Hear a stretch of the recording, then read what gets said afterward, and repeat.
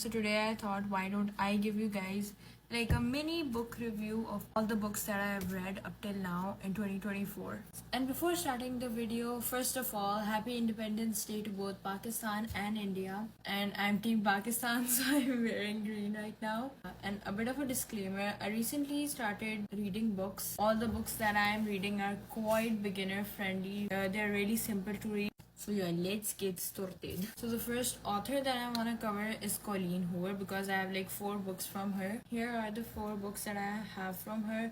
We have It Starts With Us, It Ends With Us, Reminders of Him, and November 9. The infamous It Ends With Us. This movie just released like a few days ago. A bit of a thing if you've read the book and watched the movie trailer. Honestly, I was a bit disappointed because that was not how I expected Lily to be. Like, my imagination was like way different of Lily. You know, I thought she was gonna be much younger and everything. The movie has quite older actors. Coming back to the book, first of all, the cons that I have to like put out in the world, it has a lot of scenes. Okay, जब मैं जब खरीदने गई थी, I didn't expect that. Written a lot of aham scenes, so you can just skip them. Some of them feel necessary, but you can skip them. Be halal mode, and definitely not like a teenage friendly book. There are a lot of rumors about this book, but now let's come to the pros. This is a very easy read book. You don't take a long time for you to understand the book. Obviously, I didn't read the backside, so I didn't know it was gonna be like the abusive kind of book. You know, when this book ended and it says, "Me and you, it ends with us," that was like literally the best line, I feel like. I kind of understood like the meaning of the book. Just remember these shattered flowers, okay? This means a lot in the book. There were a lot of moments where I was like, oh my god, Ryan? He did that? Plus grew on me. Lily, I liked her character too, and all the side characters. Like Ryle's sister, now I forgot her name.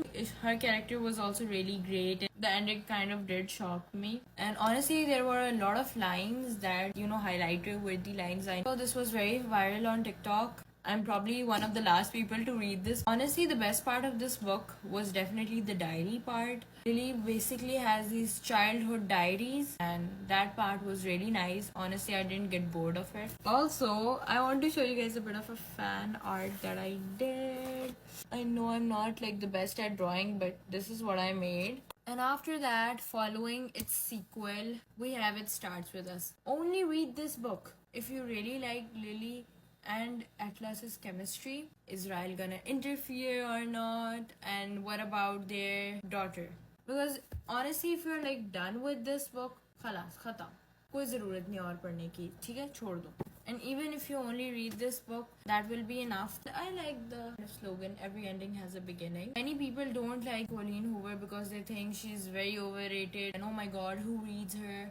I read her because I wanted to start reading and wanted something easy to read. That's why I started her. Okay, in this book, obviously you don't have a lot of things, but you do have like 2 to 3 different like surprises in this. It is a happy ending, let me tell you that. Overall, it's just like a normal fun read. If you know you're bored and you want to read something very light and not very, oh my god, this is not like a light, I'm bored read. And just sit and 3 hours later you're done with this book. But the fact that I liked it so much was also that it had a bit less scenes. It wasn't like her finest job. Honestly, when I was reading Reminders of Him, I thought it was a really fine book. The writing was very simplistic. If you have read It Ends With Us, there are gonna be a few changes here and there. But other than that, it will be what you are expecting this book to give. There is no out of the box thinking. I think Colleen Hoover writes a lot of POV stories, and It Starts With Us. We have Atlas's and Lily's POV, Reminders of Him, and in November 9. And after that, I have Reminders of Him. And honestly, Reminders of Him was like the first book that I read from Colleen Hoover, and it was literally one of the finest books that I think I read from her. Although the one thing I didn't like about this was the scenes. Yes, You will get a lot of scenes in Colleen Hoover books. You already know what's gonna happen in the end, but the unraveling of what's going to happen and all the events that are taking, you do enjoy the process, and I would recommend it to everyone. And especially, I loved its epilogue. The characters were so well written. Obviously, you're gonna get the mother and daughter relationship and how she gets to her daughter, see her life after prison, how that affected her as a person, the grief and loss of her dead boyfriend. It's also kind of a forbidden love interest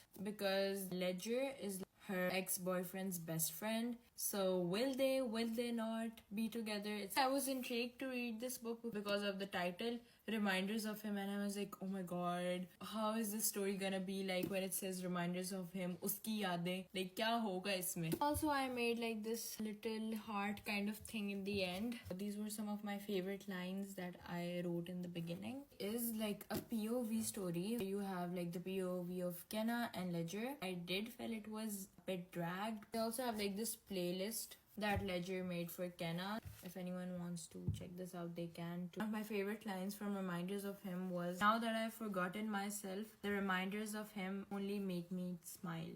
After that, we have November 9. Honestly, this was like one of those books that people usually just buy and then they never read it, or they just buy it because their birthday's in November. This book, according to a lot of people, was a very messy book. I was enjoying it. It was quite fast paced. Like in the first 40 pages, you're like, oh my god, a lot of things happened. It's like basically like this. First November 9, second November 9. Like this book takes place over 7 November 9s. After I feel like the second November 9 or the third November 9, it just starts to drag a lot. And then in the 6th November 9, all of a sudden, so many things just start to happen. And then we have like the last November 9. But overall, it's a simple read, but it's not like the best read. The story is quite simple. You can finish the whole book within 2 to 3 hours. It's not a very long book. It's kind of also like a POV story with Fallon and Ben's POV. It's like a really great plot twist too. It's also kind of based on like main character's misunderstanding. Some of Colleen Hoover's lines are very highlighter worthy. Like this has very less scenes, quite teenager friendly than most of her other books. Obviously, this could have been improved and much better. Overall, a very good chill read. And it's finally time that I review authors other than Colleen Hoover. So the first book that I'm reviewing is The Silent Patient by Alex Michaelides. Don't mind my book, it's really torn up. Honestly, it's a really beginner-friendly book and I enjoyed it a lot. And it's like a really great mystery book. And honestly, I was questioning why like the psychotherapist who is going to narrate the whole story, why he's there the whole time. But then, you know, it unravels and you get to know, oh, that's why he was there.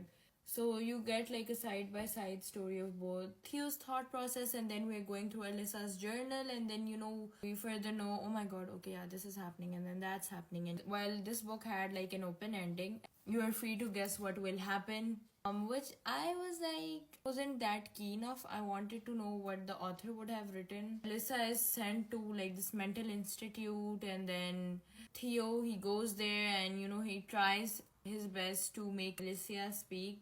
As a page turner, you're like, is she going to speak? Is she not going to speak?